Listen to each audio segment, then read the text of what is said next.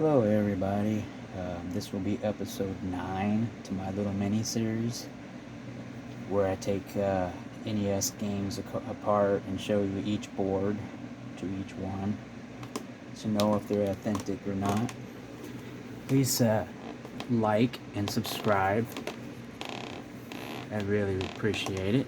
Alright, let's get started. Mission Impossible.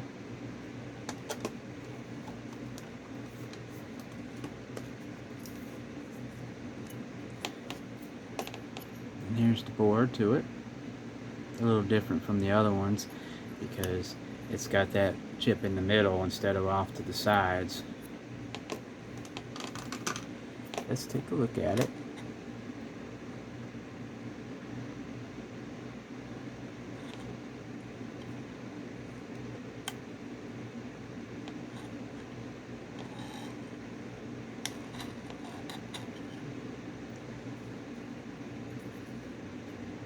Oh, it's got economy on it. Usually you don't see that.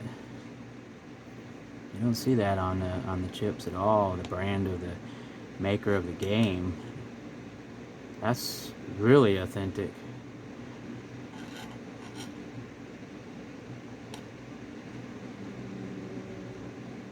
And of course Nintendo right there in that chip. Yeah, this is an odd board. It's not like the other ones. Like I said, that chip's in the middle. It's usually off like over here or somewhere, you know, or at the bottom. It's not in the middle like that. So that's different. As you can see it.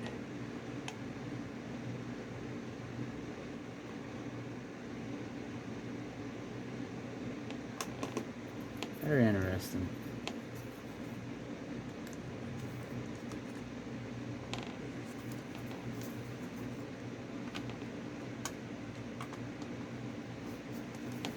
And again, that's Mission Impossible.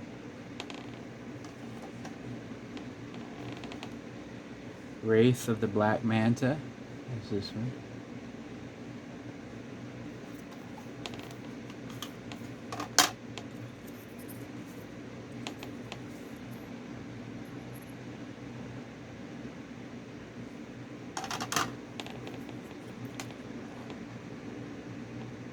Of course, NES. There's always NES or Nintendo somewhere on the boards. Turn it around. 1987.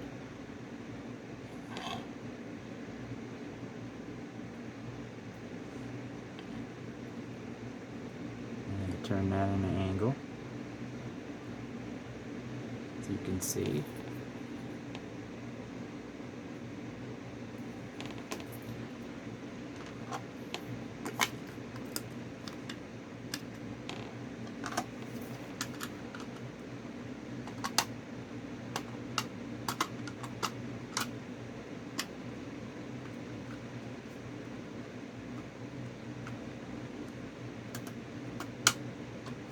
Sometimes they're stubborn, they don't want to close back up.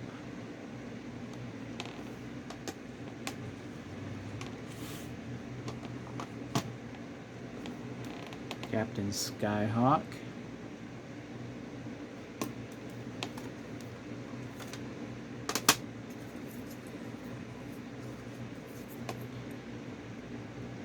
See there. 1990. This come out much later, towards the end of the life of the NES, it looks like.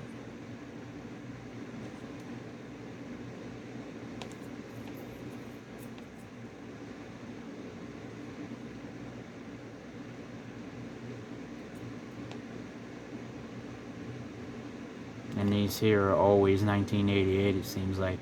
So they're using the same one over and over every year. So they must have bought a lot of these chips right here, and Nintendo did. And you just put them throughout the boards every year. that they made games. Probably saved them a lot of money buying in bulk like that.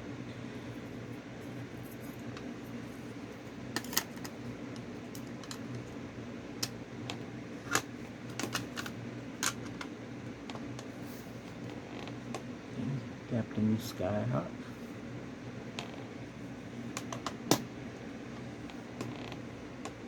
Stealth.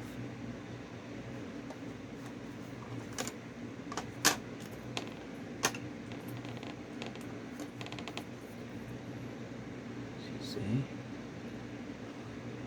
they all look about the same on the boards except for that one.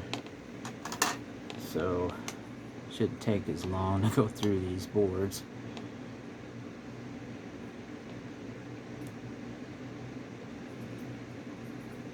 And they always turn the chip names around. You gotta turn the board. 1987.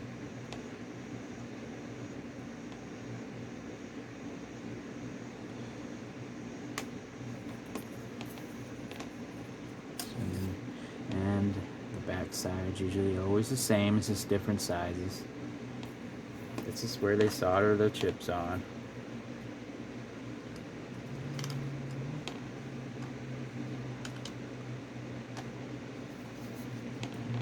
Stealth. One more to go. Solstice.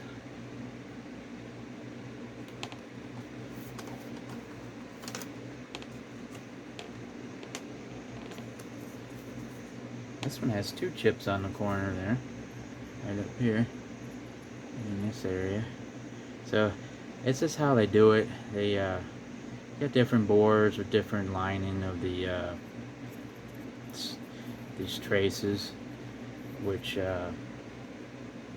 is how they did it. You know, where the traces would go from to each of the legs, and each board was different.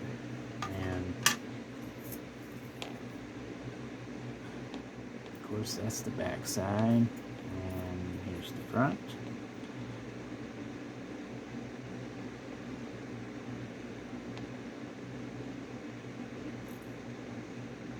And again, as you can see there,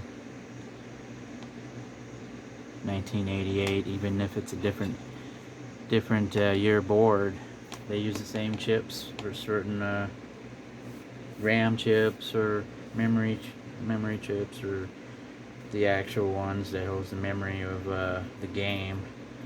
It varies, but as you can see a pattern by now watching my videos, that a lot of them are the same year, and then the game could be 2 years younger than that or 2 years older than that. You know, they just using the same chips on every board, it seems like. So they must have bought them in bulk, and that's how they did it.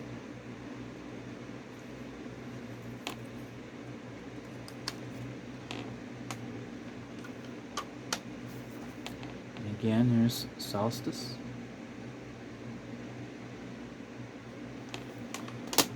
Put them all together for you. Go.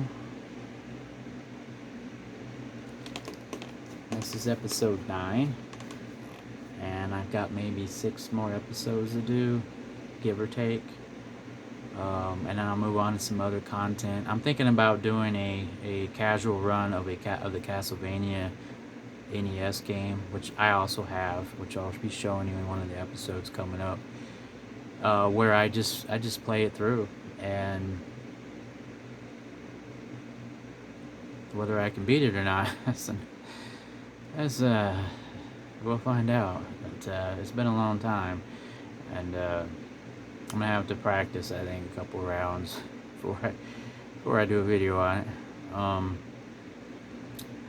But yeah, I figured I'd play the original Castlevania for the original NES system instead of a emulation. A lot of people are using emulations because they want to do speed runs, and the glitches are easier to do with emulation rather than the original game. So I figure I'll do a casual run through of NES Castlevania if my camera will pick up my TV to do it. I can do that as to see myself get a little better at the game. Maybe I'll do a quick speed run. Well, probably won't be better than everybody else's, but an average beginner speed run at some point down the road with the original game, not the emulation. I have the emulation on that little mini NES, but you could put save points and all that. And but I think the original version I think the original versions in themselves are harder to do the glitches and do them in certain ways because if you notice that they talk about or you see them do these speed runs and they're on emulation because it's so much easier. You don't have to worry about fighting the pins and all that. But I think it also it's the glitches are easier to do on certain emulation devices. The originals are a little more difficult to do the glitches because, well, they're the originals, and that's my opinion. That's how I'm starting to understand. That's how I'm understanding it, and so I think that's why they do the emulations, because just in case they can't afford to get the original game, they got all these games basically free. But I thought I'd do a run on the original because we'll see how difficult it really is. But I'm not doing like a speed run yet. I'm just gonna do a casual tour. I'll talk about that when I get to it. But I figure I might do that as a video and go from there. But again, please subscribe and like this content if you like it. It will help me. Donate if you like. Go to my eBay store if you like. You don't have to, but it will help me if I could get some donations to keep doing content. Go buy some new stuff. To unbox things and do things like that. So I really appreciate you watching, and on to episode 10 when I have time to do it. Thank you very much.